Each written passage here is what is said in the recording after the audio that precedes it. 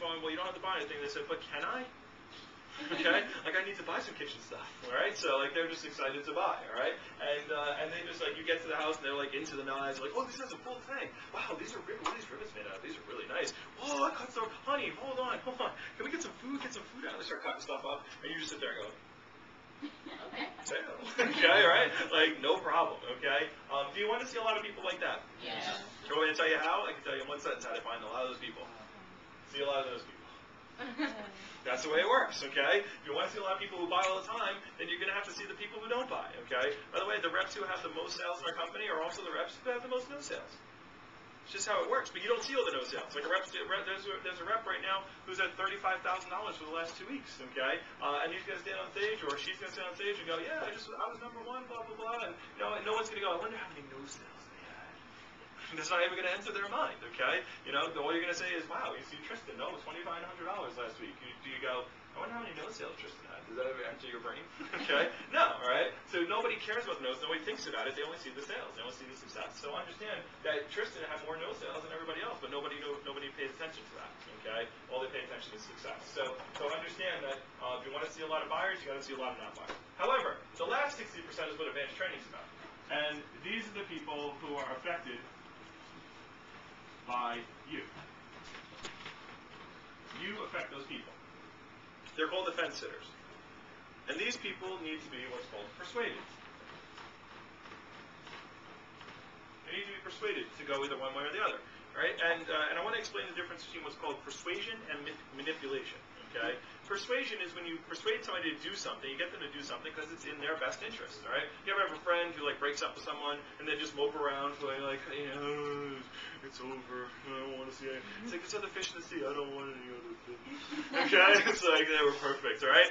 And what do you have to do? You have to like get them out of bed. It's like, come on, we're gonna go outside. No, I don't want to go out. No, come on, get up. We're going out. Let's go have some fun. No, I don't want to. And you gotta go. They go to their house and they're like, okay, I'm good. You get there, they're still in bed. You're like, get up. Okay? Like you gotta pull them out of bed. It's like, come on, get your dress. We're going out. Okay? See, that's called persuasion. Okay? Because you're doing it in their best interest. All right? You're like, I gotta help you. Right? If you have a little kid, it's like if you got medicine, you're like, okay, open the plate. This plate. It's gonna make you feel better. Come on, take the freaking medicine. Like you do whatever you gotta do to persuade the kids to take the medicine to make them feel good. That's how it goes. Now, if you have rat poison, okay, and you're like, oh, come on, airplane, okay, come on, stick the rat poison in your mouth, okay? Well, that's called manipulation, okay? You are now tricking the child into doing something that's going to hurt it, okay?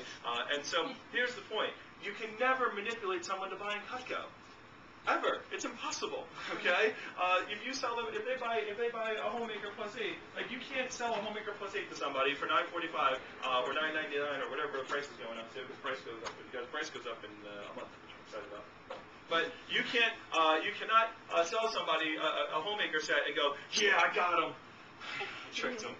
It's gonna fall apart in a couple of days. Okay, like there's no way. Okay, you can't manipulate somebody to buy a Cutco. It's impossible. Okay, I've had customers buy Cutco for all kinds of reasons. Because it's made in America. Because I'm in a competition and I'm trying to win it. Because it's got thermal resin handles. Because all doctors use it. I have people buy it because they think I'm going to take their daughter. I don't care why they buy it. Okay, but I know when they get it, they're always happy with it. Okay, whatever reason they bought, it doesn't really matter. So the point is, like, you make $94.50. When you get to half, when you guys get to half, right? Hopefully that's in the next 10 days, and you're at 50%, you make $474 or $472. Either way, whether it's $94 or $472, if you had $472, how long would it take you to spend that money? If you stretch it out as long as you possibly could. A week. 2 days. Okay, she's like 2 days. Some people like a week, 2 weeks, okay? Maybe, all right? So the point is, how long will they have that homemaker in their house? Forever. Yeah, they're going to have it for the next 20, 30, 40 years. They'll send it back and get a brand new homemaker forever, okay? So the point is that you can't manipulate them into winning. They always win. The customer always gets a better deal than you, all right? If you gave me $1 million right now and said, I'll give you $1 million if you can tell me what you did with the $78 that you made when your parents bought the Cutco, 12 years ago, bless you, I could not possibly give you the answer. Okay, I would lose $1 million. I have no clue what I did with that money. Okay, in 1997. So, but my parents will tell you, oh yeah, I use this thing every single day. It's great. Okay, my mom flips out when she can't find her scissors or her trimmer or whatever. All right, so that's the point. So understand, you can't manipulate people. You can can only persuade them. And don't be afraid to persuade people. Sometimes you got to. Sometimes you have to ask people to buy 2, 3, 4, 5 times. Okay? Sometimes that's the way it is. All right? And so don't feel bad about doing that. You have to do that sometimes because some people are on the fence. Okay? And they need to be persuaded in the right way. So what I'm going to do is I'm going to teach you how to do it the proper way. Okay? And that's what advanced training is about. How to persuade people to get off the fence. Buy. Now, if they're a not buyer, if they're like, I don't like it and I don't want it, then you can't persuade them. They're like, I don't want it. Okay, well, fine. Okay? But there's 3 things that customers say at the end of your demo.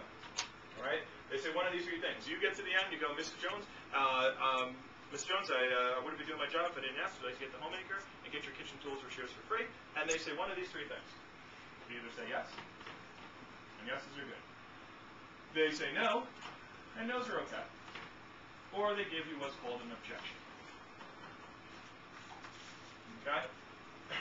So 20% say yes, 20% say no, and 60% give you some kind of objection. All right? So I'm taking this mind reading class, which is kind of cool, and so I'm going to see if I can read minds and see what your customers said to you this weekend.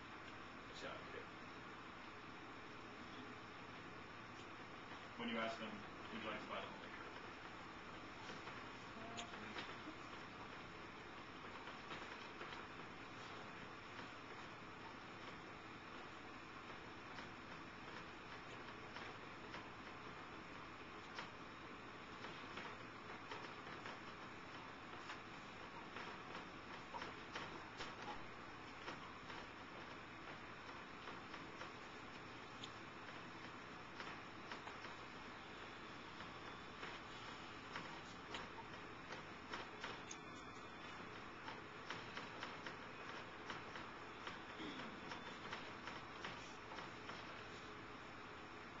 Raise your hand if you heard one of these things. Yes. Cool. God, this class is paying off. Okay? So here's the point. All you heard these things. Alright? How do I know what you heard? I wasn't at your demos. You did it. Yes. Okay? This is what they say. Okay? So you might want to write these down. These are called the objections. Meet the objections. There's 5 of them. And guys, sometimes they say it in different words. Sometimes they say, I gotta ask my husband, I gotta ask my wife, I gotta ask the dog before I buy knives. Sometimes they say, can I get a smaller set? Sometimes they give you all their bills. That just means I can't afford it. Okay? But it's the same thing. These are the 5. And the great thing about these 5 is there's answers for all 5. Which is awesome. And this is the only ones that they said. So it's great. So you should be saying, wait a second, if I know the things they say, and there's answers for all the things they say,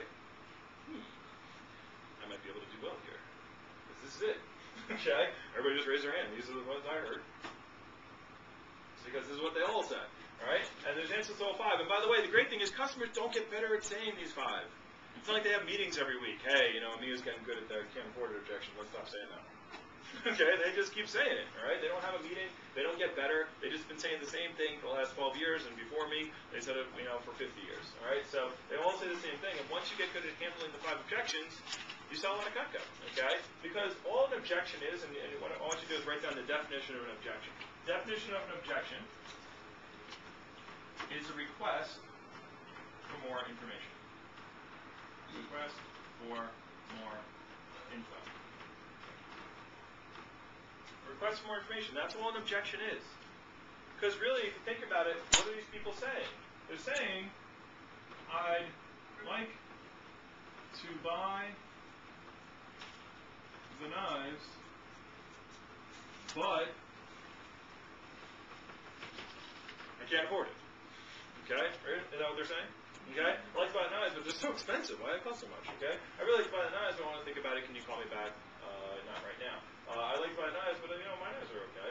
I really like to buy the knives, but can I just get a piece? Okay?